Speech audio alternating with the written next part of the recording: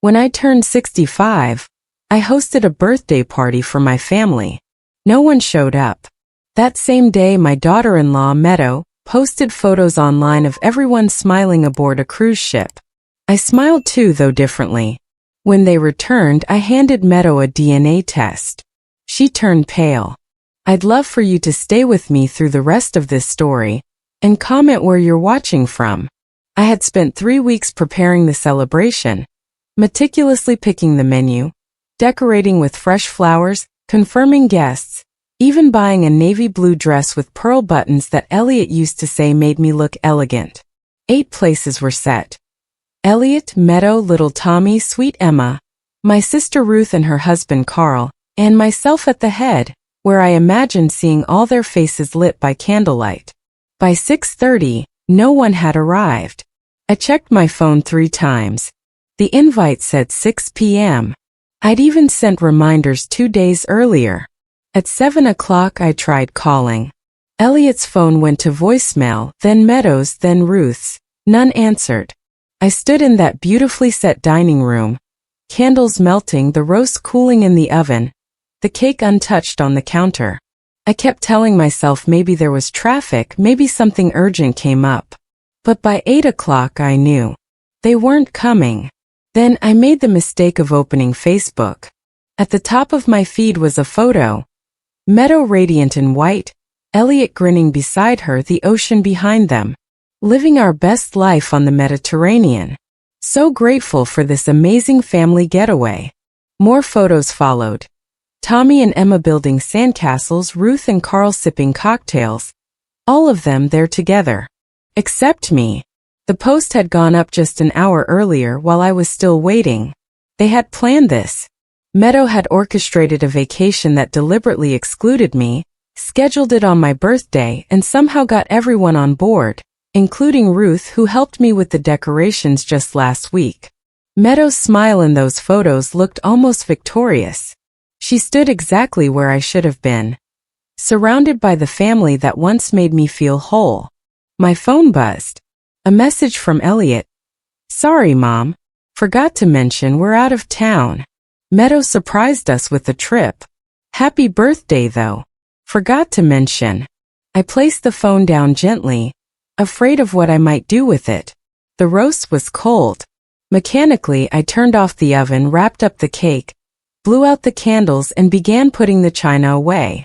Each plate clicked louder than it should have in the silence. Meadow had won something tonight, though I didn't yet know what game we were playing. All I knew was that, at 65, I felt invisible, not overlooked but erased. I caught my reflection in the window. I looked smaller. This was the same woman who had devoted her life to keeping peace, remembering birthdays, showing up. And they'd spent my birthday pretending I didn't exist. I climbed the stairs to my bedroom. Tomorrow would bring fake apologies and tidy lies. But that night I let the pain sink in, because I knew this wasn't just a missed dinner. It was something deeper. I didn't sleep. I lay awake, cycling through memories from the last 5 years. My birthday hadn't been forgotten. It had been avoided. And suddenly other moments began surfacing, like Tommy's 4th birthday.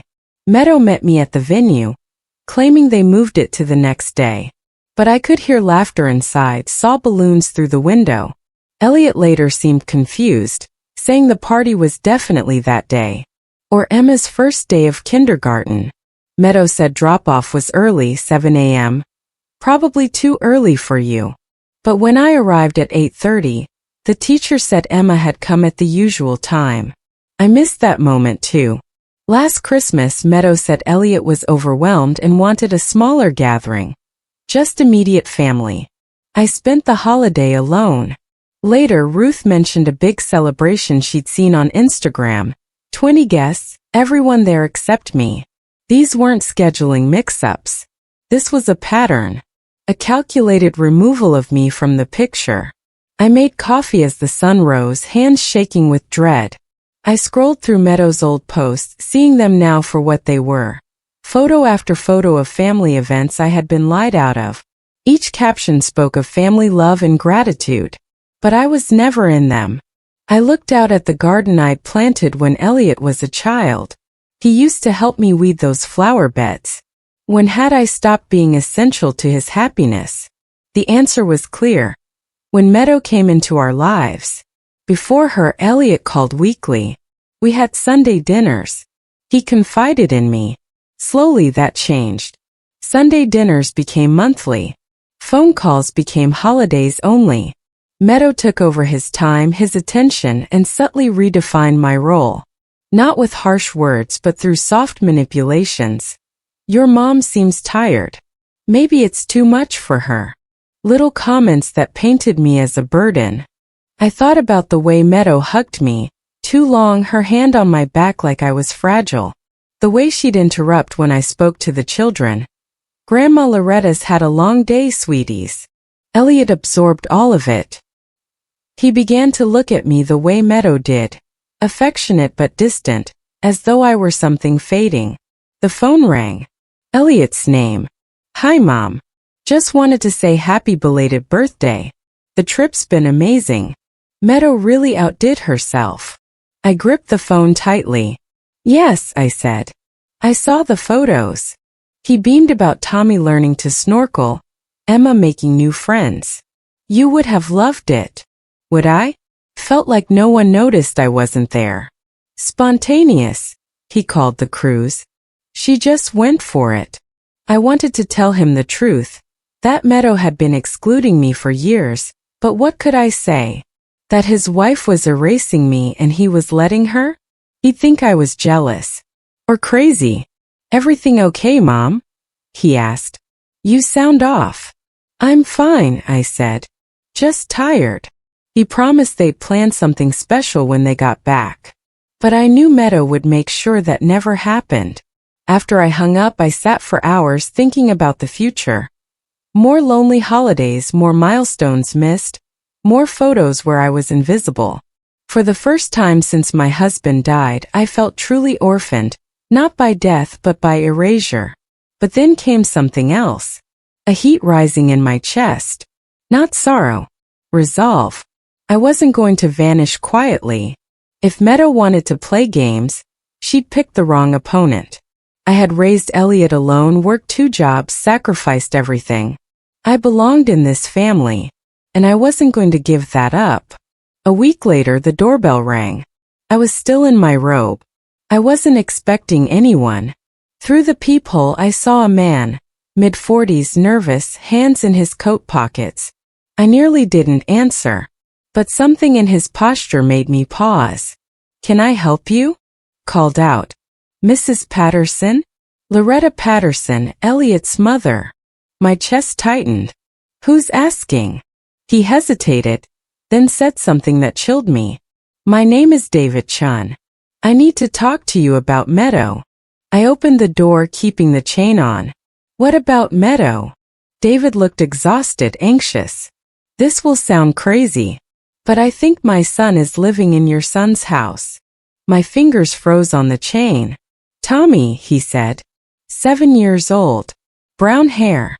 Scar on his chin from a bike accident. My breath caught. He was right. Tommy did have that scar. How could he know that? I think you better come in, I said, voice barely a whisper. And that was the moment everything changed.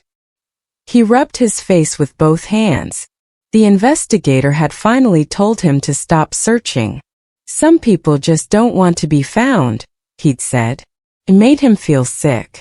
But how did this relate to Tommy? 3 months earlier, while attending a conference in Sacramento, David was wandering downtown during lunch when he saw them, Meadow and a little boy. A boy who looked exactly like he had at that age, same eyes, chin, even the way he tilted his head when concentrating. David followed them for 3 blocks. Mrs. Patterson, he said. I watched that boy and I just knew. I knew he was mine. The room seemed to spin. You think Tommy is your son? She asked. I think he might be, he answered. Meadow had been around 2 months pregnant when she left David. If she'd carried to term, the child would be exactly Tommy's age now. David pulled out his phone and showed a photo of himself as a young boy, 6 or 7. The resemblance to Tommy was eerie. The same dark eyes, stubborn jaw. Even the small gap between his front teeth that Tommy always tried to hide. Her hands shook. "It could just be a coincidence," she offered. "That's what I told myself," David said. "But then I started digging." His voice took on a harder edge. He'd hired another, better investigator. Turned out Meadow Martinez wasn't even her real name. She was actually Margaret Winters. And this wasn't the first time she'd vanished when questions started being asked. The investigator found 2 other men whose relationships with her had ended the same way. One believed she might have been pregnant when she left. Mrs. Patterson felt like she was drowning. "Why are you telling me this?" she asked. "Why now?" David had been watching from afar for 3 months, trying to decide whether he had the right to upend a child's life, based on what might just be coincidences. But when he saw the crew's photos, everyone smiling, laughing, he realized something that made him sick. She wasn't in any of them. Meadow's social media showed hundreds of pictures, birthdays, holidays, family moments, but Mrs. Patterson was barely present. She was being erased. The truth hit her like a punch. All the missed events, miscommunications, last-minute changes. She'd always felt like an outsider in her own family. David said Meadow had done the same to him. Isolated him, made him doubt himself, pushed away those who cared. "She's doing it to Elliot too," she whispered. "And to you," David replied. "If Tommy is really my son, you're not the only victim here." He reached into his coat and handed her an envelope. DNA results. He'd gotten a sample of Tommy's hair from a barber shop and tested it against his own. His hands shook as he gave her the envelope. "I don't want to take Tommy away from the only father he's ever known," David said. "I just can't let Meadow keep lying to the people who love him." "What did he want?" "Your help," he said. "Help protect him. Because if she's lied about this, what else has she lied about?" She looked at the envelope, hearing children's laughter outside. A normal day in a normal neighborhood. But her life hadn't been normal for a long time. "Are you ready to know the truth?" David asked gently. She thought of Tommy's sweet face, how he'd once run to her with open arms before Meadow discouraged it. She thought of Emma, who barely knew her. Of Elliot, slowly poisoned against his own mother. Of all the birthday parties and family moments where she didn't exist. "Yes," she said, and opened the envelope. Clinical words. 99.7% probability of paternity. The numbers blurred. Tommy wasn't Elliot's son. The little boy she'd rocked to sleep, watched take his first steps. He wasn't her blood. And Elliot, who had named the boy after his own grandfather, had no idea he'd been raising another man's child. "I'm sorry," David said quietly. She set the papers down, hands trembling. "How long have you known?" "Since yesterday," he replied. "But I suspected for months." He showed more photos, surveillance images of Tommy playing, going to school, biking down her street. "I know how that sounds, but I had to be sure." "You've been watching my family?" "My son," he corrected, trying to understand how someone could steal a child and build a life on that lie. Her anger rose, not at David but at Meadow, at the depth of her deception. Meadow hadn't just lied. She'd built her entire marriage on a falsehood, used a child as the foundation. She trapped Elliot, Mrs. Patterson said bitterly, got pregnant with someone else's baby, and used it to secure a marriage. "The timeline fits," David agreed grimly. Meadow had left him 2 months pregnant. If she found someone quickly, she could have claimed the baby was early or small. Elliot had told her Tommy was born 3 weeks premature. But the doctor said everything was fine. Because he wasn't premature. He was perfectly on time. For David's timeline, the pieces clicked into place. Meadow's whirlwind romance with Elliot. The rushed wedding 6 months after they met. It had seemed romantic, now it looked calculated. She needed a father for Tommy. "Someone stable," David added. Someone who wouldn't question the timing. That was Elliot. Honest, trusting, and capable of deceit, and Meadow had exploited it. "There's more," David said, his tone dark. The investigator had found things that might explain Meadow's behavior toward Mrs. Patterson. Her real name was Margaret Winters. She was 34, not 31. Raised in foster care, aged out at 18. No family ties. Married twice before. Both times ended in divorce, both with alimony settlements. "She's done this before," Mrs. Patterson whispered. The pattern was always the same: find a man with money or stability, move fast, isolate him, then cut out anyone who might ask questions. Elliot's old friends had stopped visiting. He barely spoke of work. He'd become reliant on Meadow for everything. "She's isolating him," Mrs. Patterson said. "And me, because I'm a threat." Mothers remember things. They notice details. David leaned in. "That's why the birthday party sabotage. The missed events. She's training your family to function without you." The cruelty stunned her. "Why?" she asked. "If Elliot already believed Tommy was his son, why erase me too?" "Because you remember the timeline," David said. "You could have figured it out." She stood pacing. She thought of Tommy, still the same sweet child. But his place in their lives was built on lies. "What about Emma?" she asked. David hesitated. "She is Elliot's as far as we can tell. Born 2 years after Tommy. But her birth might have been calculated too. A way to reinforce the illusion. Make Elliot less likely to question Tommy's paternity." The realization made her ill. Everything about her son's life, the marriage, the children, had been orchestrated by a woman who saw him not as a partner, but as a means to an end. Tommy doesn't know? Of course not. He's just a kid. To him, Elliot is his dad. And Emma just thinks she has a big brother.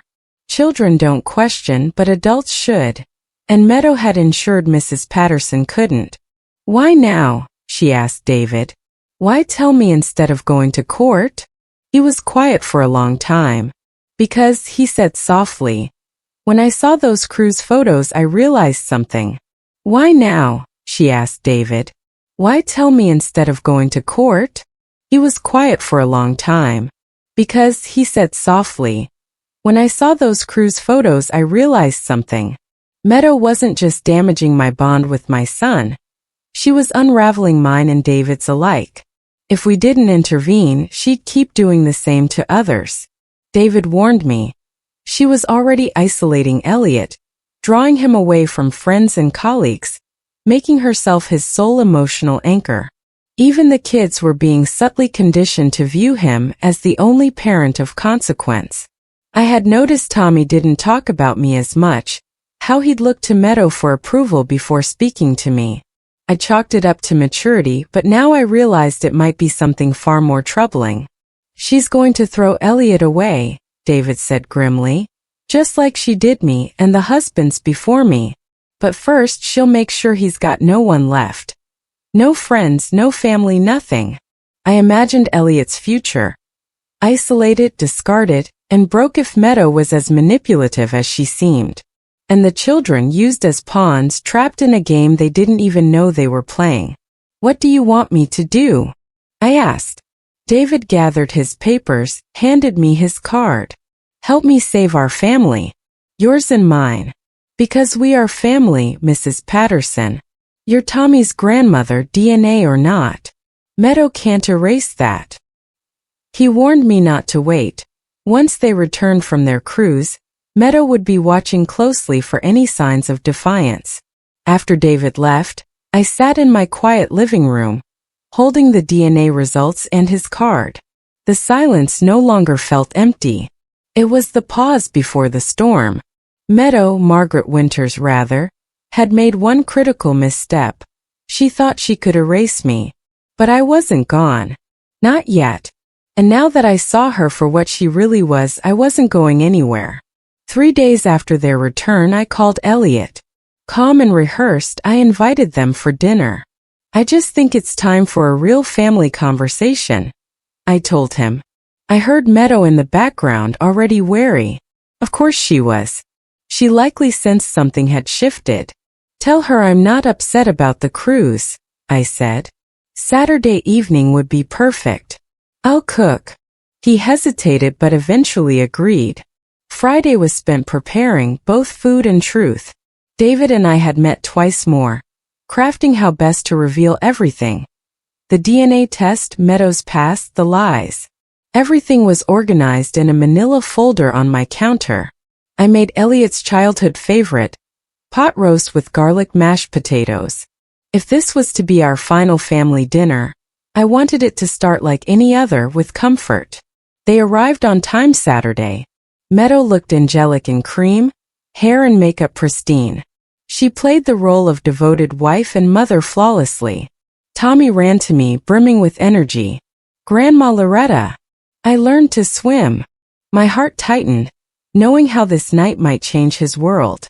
Emma came in quieter, more reserved, but still let me kiss her forehead. Elliot hugged me warmly. You look tired, I told him. He did, more than tired. Worn thin. Meadow keeps telling me I need better work-life balance, he said. She chimed in, smiling. I think early retirement would be perfect. More time with the kids. A 38 retirement? Just another way to make him wholly dependent. I smiled. It's good you're thinking about the future. That's actually what I wanted to talk about. Dinner was light-hearted. The kids shared stories about the cruise. Meadow was attentive, nurturing, too perfectly so. But I noticed the cracks. How she cut Tommy off when he mentioned missing me. How she redirected Emma when she asked why I hadn't joined them. She controlled every word, every bit of affection. When the children finished, I asked them to play in the living room. Meadow objected, routine bedtime school, but I insisted. This won't take long. And it's something that may affect their routine quite a bit. A flicker of fear crossed her face. With the kids playing, I returned to the table. The folder sat beside my coffee. Elliot asked what I wanted to talk about. Honesty. Family. The importance of knowing who we are, I said. Meadow's smile stiffened. I picked up the folder. I've learned some things. About genetics. Medical history. Identity. Elliot's voice was quiet. What's in the folder? The truth, I said, laying the DNA results on the table. Silence. A paternity test for Tommy, I explained gently. You're not his biological father. There's a 99.7% match to another man, David Chan. Meadow shot to her feet. This is insane, Loretta. Sit down, Margaret. The name hit her like a slap. She stumbled, pale. Elliot stared at us both. Margaret. I laid out everything, documents, timelines, Meadow's true identity. She wasn't Meadow Martinez. She'd been married twice before, always following the same pattern. Isolation, control, and eventual abandonment. She was with David before you. Left him when she got pregnant. Found you to be the replacement. It's not true, Meadow said, voice shaking. Tommy was born 7 months after you met. You thought he was premature. He wasn't. Elliot trembled as he read the DNA results. This can't be right. David's been looking for his son for 7 years. He found you 3 months ago. He came to me when he saw Meadow repeating her tactics. Meadow backed away. Elliot, don't let her turn you against me. Our son isn't even ours, Elliot whispered. Everything has been a lie. She's done this before, I added, laying out more evidence. You're just the most successful one. Elliot processed it slowly. Then it hit him. The cruise. Your birthday. That wasn't coincidence. Meadow stayed silent. That silence was enough. You wanted to hurt her, Elliot said. To isolate me. She wanted to protect herself, I said. By cutting you off before you could question the lies. He turned to her, voice raw. Do you even love me? Or was I just convenient? For once, Meadow had no answer. From the living room, Tommy's laughter echoed. Elliot closed his eyes, a tear falling. What do I tell them? We'll figure it out, I said, taking his hand. Together. As a family. Tommy is still your son. But he also has a biological father who loves him. Maybe we can make that a good thing. As Meadow turned to leave, I stopped her. Margaret. David won't disappear. And neither will I. Try to run and we'll find you. Try to hurt the kids and we'll stop you. You don't control this family anymore. She left without a word. But for the first time in months, I didn't feel like I was losing my family. I felt like I was finally getting it back. 6 months later, I was in the kitchen making Sunday dinner when I heard the front door open. Grandma, we brought dessert. Tommy called. In here, sweetheart, I answered, smiling.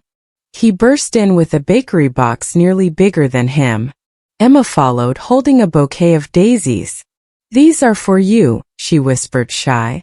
I took the flowers, my heart full. We were healing. Together. Daddy said yellow was your favorite color. I bent down to accept the bouquet, pulling her into a hug she now returned without hesitation. They're perfect, sweetheart. Thank you.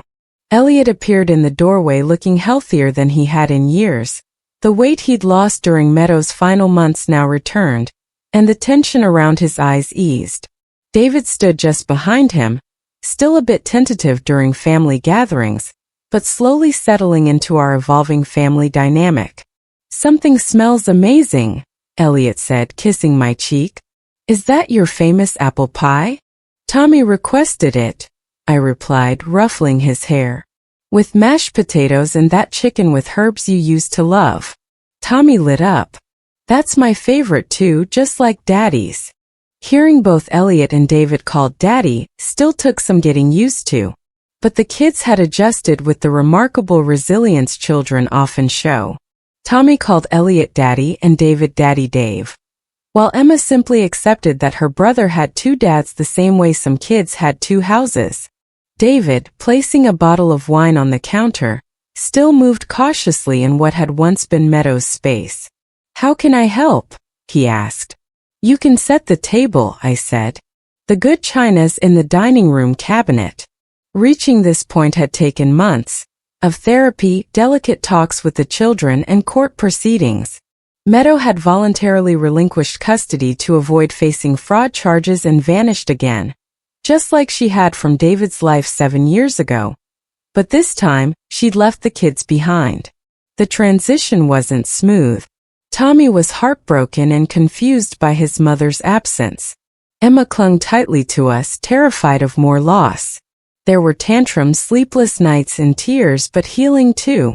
Elliot had moved back into the house he'd once shared with Meadow, but it felt new. The oppressive air of secrets had lifted.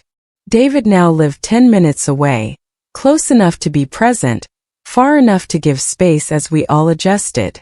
Grandma, Tommy tugged my apron. Can I tell you a secret? I knelt. Of course. He cupped his hands to my ear and whispered, I'm glad you found Daddy Dave. Now I have the most daddies in my class. My heart swelled with love for this boy who turned a complex situation into a point of pride. I'm glad too, sweetheart. And I'm glad Mommy Meadow went away, he added softly. She was always mad. It broke my heart that a 7-year-old had sensed so much tension, but it affirmed we'd made the right decisions. Children know far more than adults assume, and Tommy had picked up on his mother's manipulation, even if he couldn't name it. Over dinner, conversation flowed. The adults caught up while the kids chatted about school. David shared how Tommy scored his first soccer goal. Elliot beamed as he spoke of Emma starting dance class. We talked like a family, unconventional, but more authentic than Meadow's carefully staged version ever was. As we cleared plates, Elliot said, I got a call from my lawyer yesterday. The divorce is final. How do you feel? I asked. Relieved mostly. Grateful it's done without hurting the kids more. Any regrets? About ending it? No. About not seeing the truth sooner? Yeah. For the time lost. For the pain she caused you. I touched his shoulder. Trusting someone you loved isn't a flaw, Elliot. It's human. David joined us, drying his hands. Has there been any word from her? Nothing, Elliot said. Her lawyer says she wants no contact. No visits. No calls. Probably for the best, I said, still stunned that any mother could walk away so completely. But at least now the children could heal in peace. Later that night, with the kids asleep, the three of us sat with coffee and pie. These evenings had become some of my favorites. We planned, we reflected, we navigated our unusual co-parenting arrangement together. I've been thinking, David said, stirring sugar into his coffee, about Tommy's last name. Elliot looked up. What about it? He's been Patterson his whole life, and I wouldn't change that. But I was wondering if it would be okay if I took your name too. Officially, David Patterson Chun. So we'd share part of a name. So Tommy still feels connected to both of us. The thoughtfulness behind the gesture brought tears to my eyes. Elliot looked stunned. You do that. I want Tommy to know families can be complicated without being broken, David said. That loving someone doesn't mean erasing others. Elliot reached across the table and shook his hand. I think that's perfect. As David prepared to take the kids to his apartment for their overnight stay, I pulled him aside. Thank you, I said softly. For what? For saving my family. For telling me the truth when it would have been easier to disappear. He looked at Tommy gathering his backpack. That day I showed up. I realized I wasn't just losing my son. You were losing your family. Meadow was tearing us apart piece by piece. But we stopped her. He smiled this time fully. And look what we built instead. I glanced around children's drawings taped to the fridge, Emma's sweater on a chair, family photos now including David. It wasn't the family I envisioned when Elliot married, but it was better. Real, honest, full of love. That night after they left, I sat with tea reflecting on the past 6 months. The house once heavy with silence now pulsed with life. Laughter, conversations, new routines built from genuine care. My phone buzzed, a text from Elliot. Thanks for dinner, Mom. The kids want to do this every Sunday. I told them it was up to Grandma. I smiled and typed, every Sunday sounds perfect. This is what families do. His reply came quickly. Yes, this is what real families do. I looked at a framed zoo photo, all 5 of us in front of the elephant enclosure. Tommy on David's shoulders, Emma gripping my hand, Elliot in the center with his arms around us both. We looked like what we were, a family rebuilt. Stronger. Honest. As I turned off the lights, I thought of Meadow likely crafting a new persona. A new life to control. But she'd left something behind she could never reclaim. The love between people who choose each other and fight to stay connected. She taught us who we didn't want to be, and in doing so, helped us become who we were meant to be. For that, maybe I owed her a strange kind of thanks. But mostly I just felt sorry for her. She'd thrown away a real family for the illusion of control. Her loss. Our gain. And finally, after feeling invisible in my own home, I was back where I belonged. Home.